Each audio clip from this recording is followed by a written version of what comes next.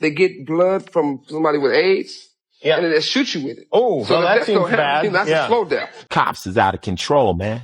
We finna step to these police, man, because they was whooping people. Talking about y'all can't get in there. Draco back there causing trouble. We said, what? We can't get in. They came too late. Should have hopped the gate. There's a green light on him from all the gangs. And so his life in prison is going to be hell. LA rap has always been about more than just music. It's been about power, respect, and survival. But some beefs went beyond the music, spilling out into the streets and occasionally leaving bodies behind. Today, we're gonna talk about the dark side of West Coast hip hop, where even a single diss could cost you everything. Let's get into it. Nipsey Hussle versus Eric Holder. March 31st, 2019, right outside the Marathon clothing store, which was created to give back to the neighborhood, Nipsey Hussle was shot and killed in broad daylight. The shooter, Eric Holder, a fellow Rolling 60s Crip, someone Nipsey once knew.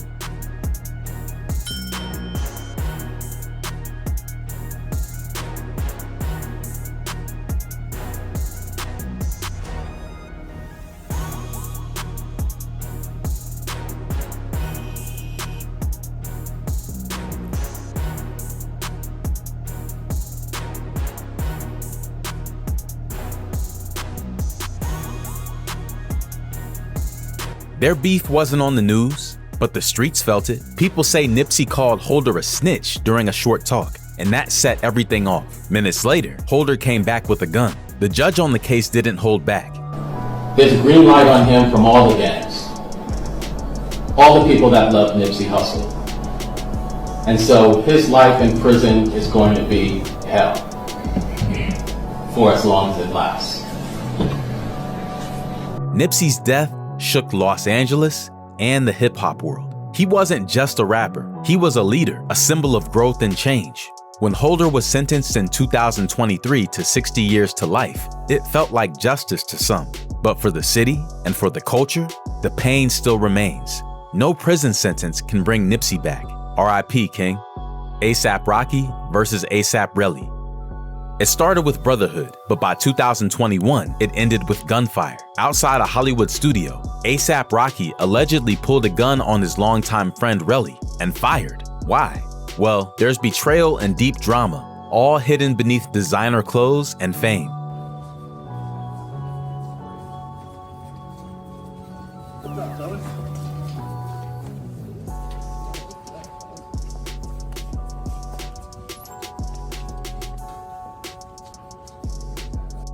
Relli survived the shooting, but now Rocky's future was on the line. In February 2025, he stood trial, facing up to 24 years in prison.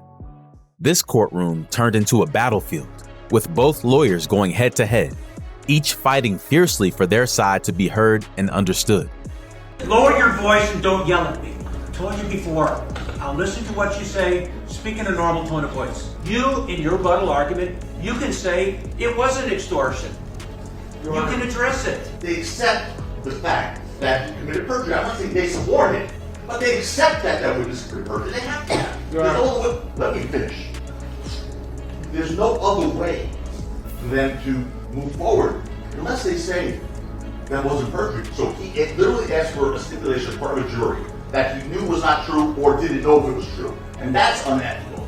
That's unethical. And this is a guy who, the Ninth Circuit just said lie to a jury in the Grantham case. Your Honor, so Your Honor, one more thing out of him, and we air everything that's happened in this case. Woo, woo, woo, woo, woo, woo. Which the court's aware of. Stop. He might want to stop. I'm so threatened. You should be, Joe. Oh, yeah. Let's take a break. You should be. Doing the best I can. I will continue to do the best I can, and that's all I can say. One gunshot, one friendship was destroyed, and one more dark story added to LA's long and bloody rap history. No, you can't. I can't respond to what he just said about the jury. It doesn't matter about what he said about the jury. That has That has no bearing on any decision I'm going to make. There's a record though. There was a record. I don't believe that you are unhappy with the jury. Mr. Lewin might say you're unhappy with the jury, but I don't believe you are. If you were, you wouldn't have accepted the jury. I believe that both sides are satisfied with this jury and that both sides will get a fair trial. You don't need to respond to it because it doesn't matter whether he does or does not think you're happy with the jury. I believe that you are satisfied with the jury. In the end, the jury found Rocky not guilty.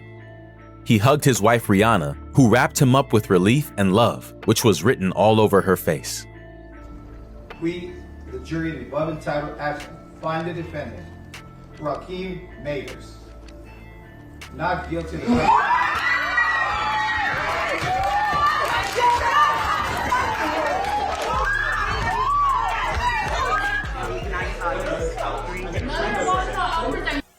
Drakeo the Ruler versus the Stink Team feud. December 18th, 2021. The Once Upon a Time in LA Music Festival was meant to be a night of celebration, but behind the scenes, things turned deadly. Rapper Drakeo the Ruler was stabbed in the neck backstage and left to die.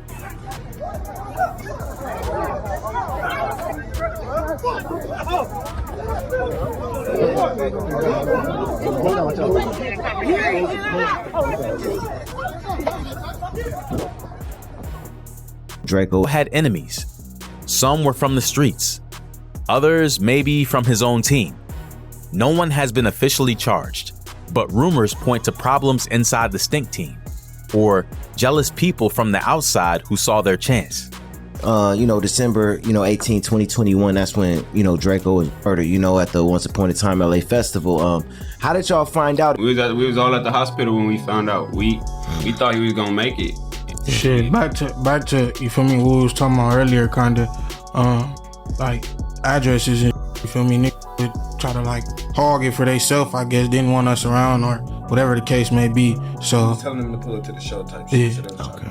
No capping, we couldn't get the Addy until like the last minute, so. Some weird, I ain't even gonna lie, we ain't even. But yeah, no cap. Long live Draco. Blocked us out in the front talking about y'all can't get in there. Draco back there causing trouble. We said, what? We can't get in. They came too late. Should have hopped the gate. Yeah, we was too late. That shit pissed me off. I don't even like talking about this shit. Draco's music was full of secret messages, strange warnings, tough talk, and pride. But even he didn't see this coming.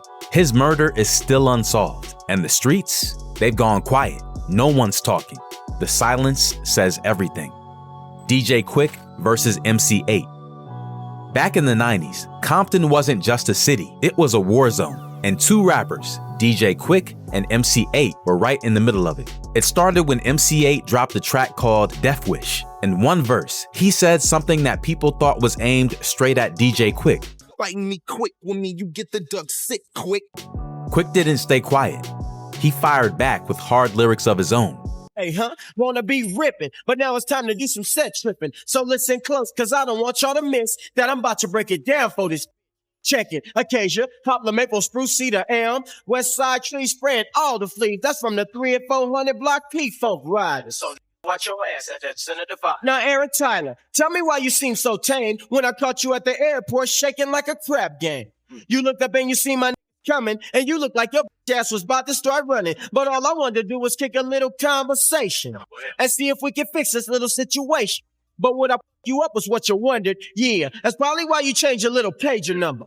But it's like you don't, bro. You can't even look me in my eye, let alone go toe to toe. And calling me skinny, you's a clown. I'ma call you Theo, cause you weigh 92.3 pounds, whack ass actor, movie script killer. Fool, don't you know? Quick is still the Compton psycho. Boy, you oughta quit. Your records don't hit, and don't jock your shit. You need to stay down, you Compton clown. This beef was real. DJ Quick was a Pyru Blood. MC8 was a Crip. These weren't just rap battles. They were gang wars on wax. Their diss tracks weren't just songs. They were like maps to real danger. DJ Quick's Dollars and Cents hit hard. It was like a drive-by, just done with a mic instead of a gun. Little trick asshole, then you can tell me just how it tastes. But before I nut, I shoot some piss in your face, you coward, trembling like a nervous wreck. Cause when I caught your ass, you put yourself in check. And when you left my presence, you left Speedy in. You ain't no killer. You's a comedian, biatch. Tell me why you act so scary. Giving your set a bad name with your misspelled name. E-I-H-T. Now should I continue? Yeah, you left out the G cause the G ain't in you. Remember that time you was rolling on the west side and a little brown bucket pulled up on your side? Caught at that light in your Camry in the midst of a real killer. Tell me, did you feel a little nervous? You was in the shadow of death with 2 tramp 5.7s pointed at your chest. What you gonna do? Where was your that kill at? You ain't got no killer, so kill that. Holding up your hands and begging for a pass. You lucky they didn't just to get the dumping on your ass, cause this game you think is funny is some real shit. So you need to be more careful who you f***ing with. He rapped, "You the biggest G I seen with them khakis and braids, and I'ma call you 8 cause you got 8 seconds to ride." This wasn't just music, it was a warning. After the show, gunshots rang out, people got hit. DJ Quick later said lives were lost in this beef, even if he and 8 never pulled the trigger themselves. Ice-T versus the LAPD.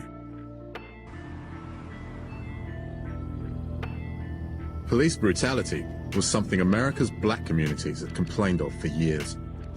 In 1991, an incident was caught on camera that proved it was true. The brutal and unprovoked beating of a black man named Rodney King at the hands of Los Angeles police officers. In 1991, a shocking video showed police beating Rodney King badly. His skull was cracked, his teeth broken, and his brain was damaged for life. Rodney was one of many black men hurt by police. Rapper Ice-T and his crew had seen enough. My homies, they come and they like, yo, I'm like, what's happening, player? They like, look, cops is out of control, man. We finna step to these police, man. Cause they was whooping people. Rodney was just run. At that time, LAPD was snatching you out the car, cracking you in the head, you know? So that was the vibe. And my boy said, yo, we need a cop killer. In 1992, Ice-T's metal band Body Count dropped a song called Cop Killer. This wasn't just music. It was like throwing fire at the front door of the LAPD. Was released on a heavy metal album he'd made with a group called Body Count. I got my black shirt on. I got my black gloves on. I got my ski mask on. This has been too long. I got my 12-gauge shot off. I got my headlight turned off. I'm out to bust some shots off. I'm out to jump. Leaders and police were angry. They called for the song to be banned. Even the big company Time Warner folded under pressure. Ice-T later took the song off the album, but the message had already spread. Against brutal police. It was the epitome of protest records. You know, Cop Killer is better you than me, Cop Killer, police brutality. And I mean, you can't say it any better than that. Better you than me. If I'm gonna die, then I think you're gonna die. I'm not gonna just let you kill me in a brutal situation. That's what the record was about. Cop Killer! But tonight we... Ice-T didn't use a gun, but his words hit hard. And this time, he wasn't the one who bled. Eazy-E versus Suge Knight. In the early 1990s, Eazy-E found this out the hard way. At that time, Dr. Dre wanted to leave Ruthless Records, the label Eazy-E co-owned. Suge Knight wanted Dre to help start Death Row Records. But Eazy-E refused to let Dre go. That's when things got serious. Suge Knight was accused of sending men with baseball bats to scare Eazy-E and his manager, Jerry Heller. Their goal was to force Eazy to let Dre leave Ruthless. Suge tried to destroy my record company with the help of others, Dre. So right now we're getting everything back together and we finna come out, you know, fully loaded. Eazy-E didn't give in. He stood his ground. But people in the streets started talking. Many believed Suge would do anything to win, even use threats or violence. Eazy's fight with Suge became one of the biggest beefs in rap at the time. In 1995, Eazy-E suddenly died from AIDS, but the timing made people suspicious. Some wondered if there was more to his death. Was it really the disease or something darker? Years later, Suge made a strange joke during an interview. He laughed about how easy it was to inject someone with AIDS and make it look like an illness. See, technology is so high, right? Right. So if you shoot somebody, you go to jail forever. So the kids, you don't want to go to jail forever, right? So they got this new thing out there. People sell them all the time. They got this stuff they call, they get blood from somebody with AIDS. Yeah. And then they shoot you with it. Oh, so that seems bad. That's a slow death. Yeah. An Eazy-E thing, you know what I mean? Yeah. Oh, no. Okay. Did he just admit to killing Eazy-E? Let us know what you think the truth is in the comments below. As for Los Angeles, not all the beefs can end on a high note, as these moments remind us that sometimes they end with blood. We hope you enjoyed the video today, and if so, help us out by liking, sharing, and commenting. Make sure to check out these other videos if you're still looking to watch more. And if you're new here, hit the subscribe button because we're dropping new stuff every week. Thanks for hanging out with us today. And as always, we'll see you in the next one. I got the 12 gauge sawed off. I got the headlight turned off.